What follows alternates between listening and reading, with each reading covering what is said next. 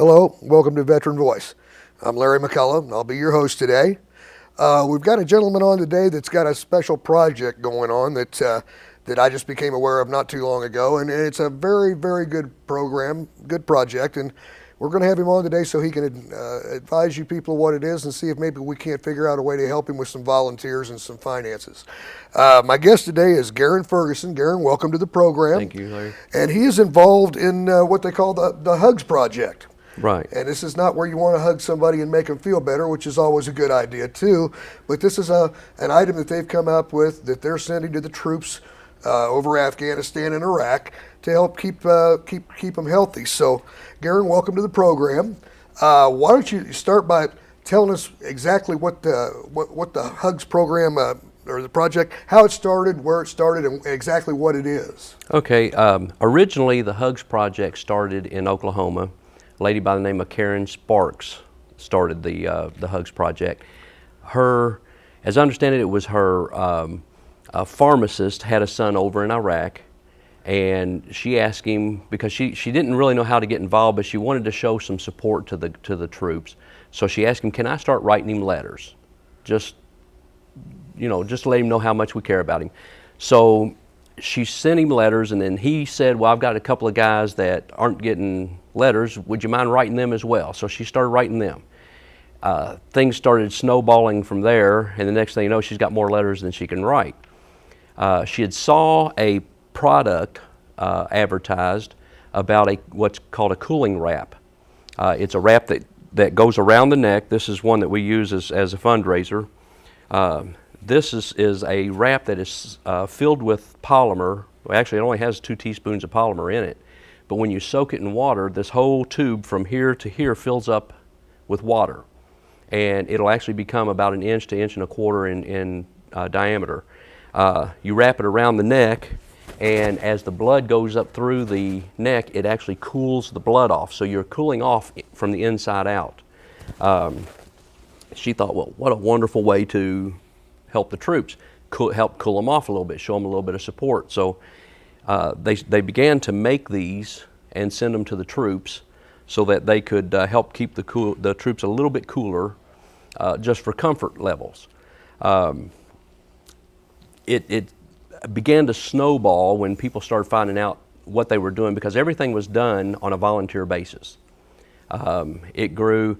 There's now over 2,660 people involved in over 30 countries that's doing this exact same thing. I went to a Marine reunion in Oklahoma City, met with the people. Being a little bit skeptical, I had to research them a little bit, and I found out that out of all the people doing this, there's not a single paid person in the entire group, from the president of the organization all the way down to people like myself. Nobody gets paid. It's done strictly out of the love for the troops, to show them how much we respect them, how much they mean to us, and to let them know that they have not been forgotten. We did have one very interesting email from a medic. One of the Army units was out on a patrol, and one of the soldiers had dehydrated so bad he had passed out with heat exhaustion. The guys took off their cooling wraps, and what we call these are called hugs because they go around the neck. We have the round disc that sits on top of the head. Those are called kisses. A Marine mom named them Hugs and Kisses. A Marine dad would have called them head and neck coolers. It's just the way life is. But we wanted to show them the love. So we put the head and neck coolers in the bag, sent them over to the guys. They were using them. Well, when this guy passed out, they took off their cooling wraps and their head coolers and packed him down with them, and they took him to a medical facility. The doctor there said that if they hadn't have done this, he'd have never made it. He was that far dehydrated. So we never expected to save anybody's life. That was just kind of like a shot in the butt to, hey, let's get these things out there as quick as we can. One other product that we send over is these neat little, looks like bean bags, but they're filled with scented rice. And what they do is after they've been on patrol for a week or 10 days, 2 weeks, and they've never had their boots off the entire time, they finally get to their barracks and they get to take them boots off. They smell real good. Ripe. So They drop one of these down in each boot, and the rice will absorb some of the stench, and the fragrance off of the rice will actually make the boots to where they can stand to keep them by their bed at night. But those we do strictly for the convenience of the troops, so that they will be able to be a little more comfortable. We send out care packages. Care packages get expensive. We sent out 147 care packages in November, and the cost was $2,261 for postage alone. Yeah, It didn't include what was in it. I know. It didn't include anything except just postage. So, although the post office has come up with a new FPO, APO one-rate box, and it's for the military only, and it can only be used for the military. And it's at a discounted rate. You get about 10% less than what the box would normally go for. So we have gotten one little break in the postage. It's not going to amount to a whole lot because it's still $11.45 per box to send. We really enjoyed this program. We've gotten letters after letters and email after email from troops talking about how much it's meant to them, especially at Christmas time. These guys are thousands of miles away from home. They're in a war zone away from their family and friends, and it takes sometimes 2 weeks to 3 weeks just to get a phone call to home. Packages, we'll send a package out and it'll be 10 days to 2 weeks before they ever see it. So communications and things are just really slow. They're over there defending our country. They're over there doing their job, and the least we can do is show them a little bit of love. We can send them a few care packages, let them know they've not been forgotten. I know that you've got a personal stake in this too. Your son, as I understand, recently was returning from his deployment in Iraq. This is true. Was he in Iraq? February the 10th was his date that he arrived at home. He was over for 13 months this past time around, and I've got a picture. It's not of him. This one, well, I do have a picture of him also. Okay. Not that I'm a proud papa or anything. Well, you should be very proud of him. He's a fine-looking young man. He's went in after he got out of college, and had many options, but decided serving his country was important.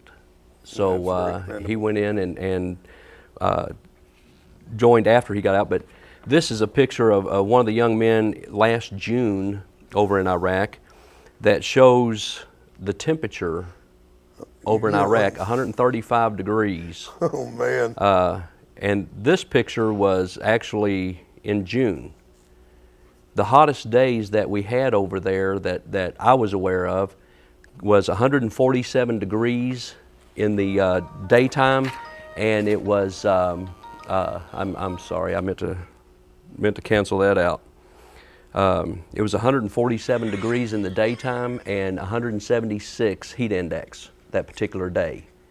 So, man, it gets hot. That's brutal. That's brutal. You're cooking meat at that. There's not a whole lot that you can do at those temperatures without melting. So you're fulfilling a need that really needs to be taken care of and helping keep the body temperature down. Right, and like I say, these things will reduce the body temperature anywhere from 3 to 5 degrees internally. Mm-hmm. That may not seem like a whole lot, but if you think about it, when you've got 101 degree temperature, what do you feel like? You know, you feel pretty lousy pretty quick. So that's one of the reasons why we do this is to show the love to the guys, to make life a little more bearable while they're over there doing what they do. And they're faced with all kinds of neat stuff. Sandstorms. I was showing a picture of their spiders. Yeah, This is 2 spiders that go from the waist to the ground, about from the knee to the ground for one spider. They're called camel spiders. And while they're not really poisonous, Can you imagine waking up with one of those crawling across your legs? I don't want to wake up anywhere near one of those. That is They make good big, target practice, from oh what yeah, I I understand. was gonna say, that's a big spider. My And, Lord. but yeah, that and the sandstorms which they are faced with. Man, that looks like something you'd see in the movies. Yeah, well, I watched a movie called The Mummy. I saw that, yeah. Okay, and I saw this sandstorm come in, and I thought that the sandstorm was a digitally produced sandstorm until I saw this picture, and I'm like, holy cow, the movie was right. You know, Yeah. that is the way it is. But, you know, and this is kind of an idea of what the guys look like decked out during the daytime while they're out there in that heat. Full uniform, long sleeves, the whole 9 yards. It's got to be miserable. Luckily, I don't know anything about that because I haven't been there, and I'm not so sure I ever want to go. No, you've got to really hand it to these young men and women that are over there doing that, because it's miserable conditions. And the thing is these guys and gals, some have re-enlisted 2 and 3 times. Their tours have been over, their tour of duty's been over, and they'll go right back in and re-enlist again. I was talking to a young man, and somebody told me that, well, yeah, but it's because of all the money. Well, a young man I know also had a college education, turned down a job making over $45,000 a year in order to re-enlist. He re-enlisted for $22,000 a year. So I have a really tough time believing it was for the money. Nah, it's You know. that's wonderful that these young people feel committed to getting the job done. They're not just looking to do a tour of duty and then come home. I've talked to several of these young men and women, and their biggest thing is, don't stop this. Don't pull us out. We've come this far. Let us finish the job. And you really got to commend them for the tenacity and the determination that they've got to not leave this job unfinished. These are just a few of the letters I made copies of to bring with me of the troops that we got just in the last month, that the sentiment is always the same thing. We have done so much good over here. And you know, I try not to make this a political thing of pro-war, negative war. It's about the troops. That's what we do. It's about the troops. Exactly. But when you get letter after letter after letter about the good that's being done over there, it's hard to look at the TV the same again and see the news about how we don't belong and all this, when the guys who are actually on site are saying just the opposite. You know, this letter here is from a commanding sergeant major that had 23 hours left to go in Iraq. And his sentiment was that with all the horrible things that's going on over there, he doesn't really want to go back. But he's more than willing to go back because he knows that what they've done over there has been so good, but you can't see it. You just can't see it on TV. We don't ever see what happens that's good. And like I said, I mean, these are letters that have been written, some of them typewritten, some of them handwritten, but they all say the same thing. And they're all telling me, you know, we need to get the job done. We need to stay here. If we don't do it here, we're going to do it at home. And you know, I know they say, well, Al-Qaeda wasn't in Iraq when we went to Iraq, but they are now. Yeah. And they maybe they came in because we were there, but we got them where we want them, over there.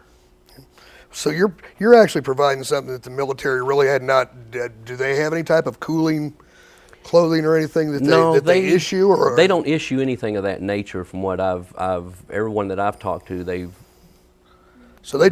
given water. They're taking care of the bullets and the beans and the water and the uniforms and what they can. The necessities. But this is something that I guess they would consider a luxury, even though it's very important, just to, as you say, as a matter of survival over there. Right. Well, now, how do you all assemble? Do you make those here locally, or are they made somewhere else? How does that work out? What we do is we buy the material, and then we buy the polymer, and then we actually sew these things, cut the strips of cloth, sew them. I've actually got a sheet that's an instruction sheet on how to make all three items: the head, neck, or the neck and the head, and then the what we call smellies for the feet. And we actually make these right here locally. We package them up, we put them in little baggies along with some simple instructions on not only how to use them, which that's pretty simple. It's done within 3 steps. Soak them in water, let them soak for 20 minutes, wrap them around your neck. Pretty simple. And the head ones, soak them in water, place on top of the head, But the cleaning instructions basically don't bleach them, but other than that, pour some alcohol in 2 tablespoons of alcohol in a cup of water and let it soak it up, and then that'll clean them ever so often. Otherwise, they'll, like anything else that's in water all the time, they'll mildew. So the alcohol will kind of take out the mildew smell. We have specific colors. Like I said, the ones that I've got here, these are ones we use for fundraisers, fire department. Of course, I couldn't find my U of K ones because I sold them all because this isn't U of L country, but there's a U of L one. But we make these things out of beige, medium browns. We try not to get into the very, very dark colors because they get hot and they evaporate a little faster. We do a lot of the camo colors, the desert cami colors, whatever we can find on sale.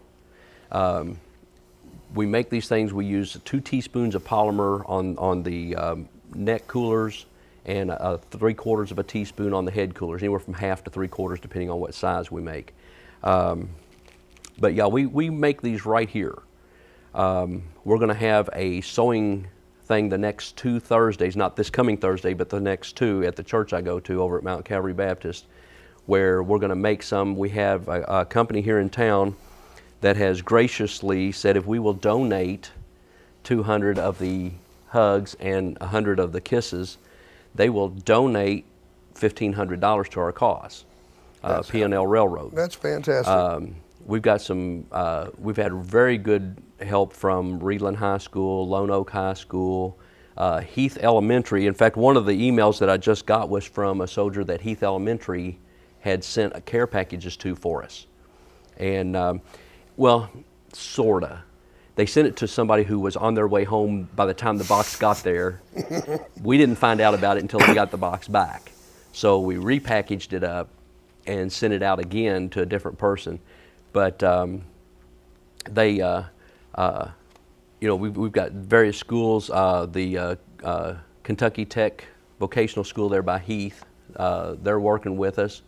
We've done fundraiser after fundraiser over at the mall and places of that nature, Walmart's, Kroger's, constantly trying to keep this thing rolling because it gets expensive. I tried to do it myself last summer and realized it grows. Once you get started, it grows much faster than the funds grow. So I'm not a wealthy person, so I couldn't afford to take it all on my own. So that's when the fundraisers and all that started. But I really enjoy doing this. I feel that the amount of letters, the amount of caring that the troops has shown that the way it's meant to them, how they felt when they get these things.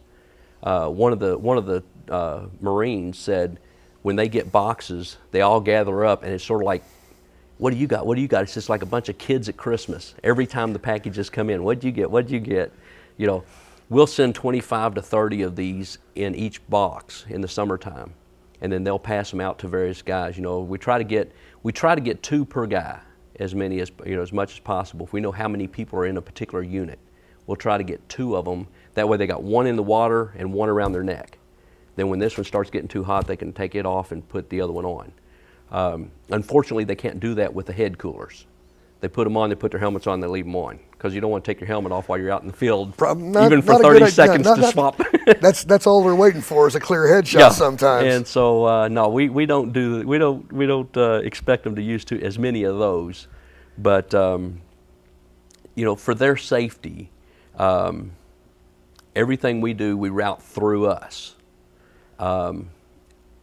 When the kids sent the packages for us, we had all the letters returned to us just in case Al-Qaeda had somehow gotten hold of a mailbag or a box, and then they would end up with some kids' return addresses. We don't want that. It comes to us. And then, like, I'll take this email over to Heath High School, or Heath Elementary, I mean, and give it to the teacher so that she can show the kids that these guys, you know, really do appreciate what they did. And it was so cute because they took pictures and printed them out, much like the pictures I was showing, and put pictures of all the kids in their class in this box. And he said that he's got these pictures hanging up on his day room now for all the guys to look at, you know. Oh, that's great. Very neat. But these guys really do appreciate, and you know, the thank yous, they just keep pouring in. You know, we're still getting things from that we sent back in November. We're still getting letters from them. Sorry it's been so long, but you know, we've been tied up with different projects. Of course, they can't tell me what they're doing, and I really don't know that I want to know. Yeah. But you know, sometimes it takes them 2 or 3 weeks or a month, sometimes a couple of months to get back with you. But it really means a lot to these guys. And sometimes you'll get a guy that says, I really have a lot of stuff coming from home. We've got some people that locally that gave me their sons' names. I've shipped them care packages. They've sent me a letter back saying, I've got a lot of stuff coming, but there's these 2 guys in my unit that don't get much of anything. Could you take my name off and give it to them? Very unselfish people. You know, they're looking out. As one of the motorcycle groups over in Illinois, they were Vietnam vets. On their card it says, I am my brother's keeper. And that's exactly the way these guys feel. Well, that's the camaraderie that is formed, and the bonding that takes place when you're living together, you know, 24 hours a day, day after day. You learn to rely on each other, and you got certain people you like better than others, but you're all comrades. You're all working together, and you put the little petty things off to the side because you're in a life and death situation. And that's the way that bond is formed, and that's why these guys watch out for each other. They take care of each other. They are essentially brothers. They are a band of brothers, like the movie was. Right. So and it's wonderful that they do share with each other. And I think I've said on the program many times, regardless of your politics on the war, we've got to support the troops. They can't be treated the way things happened 35, 40 years ago coming back from Vietnam, and that's all water under the bridge, and we can't unring the bell or change anything. But I really do appreciate the fact that the community, or the majority of the community, as you're showing and you're doing, are taking care of the troops over there and showing them that we support you. You know, you're doing your job, and we're behind you 100%. If there's anything that we can do to make it easier or more pleasant for you, then that's what we want to do. And I think that y'all with this program that you've got going have really stepped to the front of the line and coming up with something like this. It's an ingenious idea, and you know that it's got to be getting more popular over there all the time. Oh yeah, like I said, and we've got guys that will call up and say, or well, not call up, but write up, send us an email or something. I've got so many guys in our unit. Is there any way we can all get a hug and a kiss? You know, and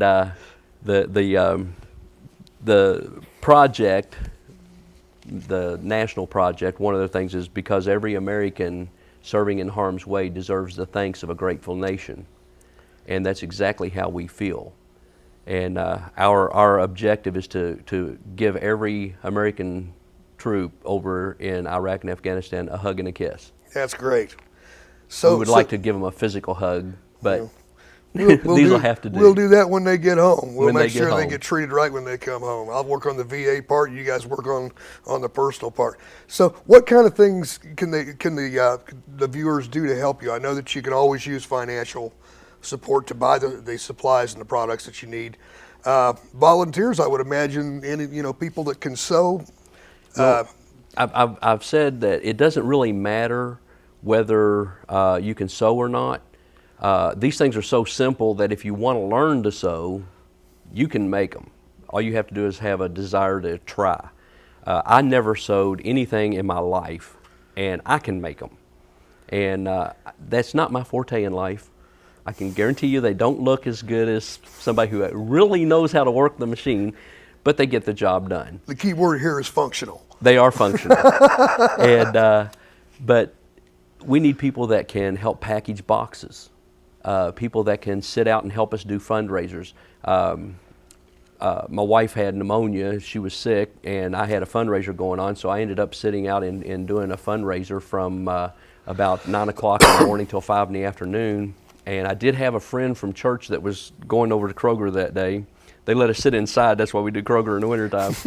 But they let us sit inside, so I was in there for about 3.5 or 4 hours. And by the time some people were supposed to show up that didn't, by the time she had gotten there, I was like, would you please stand here for just a few minutes so I'll run to the back of the store? You gotta go to, Mother Nature is calling. Mother Nature is really screaming. So like if there's people that have got time, extra time, and they want to show their support for the troops, then this would be a wonderful way that they could do it, and to get involved with something that's not difficult, it's not expensive. If everybody pushed together on this, it could do amazing things. We try to purchase all the material. We try to purchase the polymers. We try to provide most everything they would need to make these things if they want to make them. Mm-hmm. So that's pretty much covered with our fundraisers. We have done everything we can to make it as easy as possible. If they want to help us with fundraisers, if they want to sew, if they want to just keep the word going about what we do, that's what it's all about. So there's a number of different ways that people can get involved and help with this project. If they can't do anything financially, but they've got some time, they can put them together, and you provide them with what they need, and then you all take care of getting them over there. That's right. That's fantastic. And if they want to actually send boxes, then we can get them the information. They can package boxes together and ship them out themselves. It doesn't matter, either way. If they just want to make them and let us do the shipping, that's fine. If they want to ship out boxes and get a more or less adopt a soldier or a Marine or sailor. So if people need to know how to do that, they can contact you. We're going to be putting up your local website here on the screen, and they're also going to have a phone number. Yours, and I imagine you're pretty busy doing this as it is. I know that the times that I've talked to you, you're always, you're the one guy I know is probably busier than I am, and I know that's working things out. That's working things. Well, between this and my real job. Yeah, really. Well, Garrett, I really want to thank you for what you're doing, because you're providing something for the troops that somebody else. I mean, the people that thought of this, it appears to have snowballed, and it's doing a great thing. You're helping the troops. You're showing your support for not only your son, but every young man and woman that's over there. And I commend you and congratulate you for that. And I'm hopeful that after people have seen this program, that they will be giving you some phone calls and hitting your website up there, and maybe we can get some civic organizations backing you up. Maybe some other churches would like to join in with you and do some sewing. And again, on something like this, the sky's the limit, and let's do what we can to take care of the troops that are over there. That's what it's all about. And I thank you very much for coming on the program today. Thank you. So we're going to show you those numbers on the website and stuff. Hope that you all will get involved. Do something to support the troops. This is something that won't take a lot of time, it won't take a lot of money, but it'll mean a lot to the young men and women that are over there. So I appreciate y'all tuning in to Veteran Voice this week. We hope to see you next time on the Veteran Voice.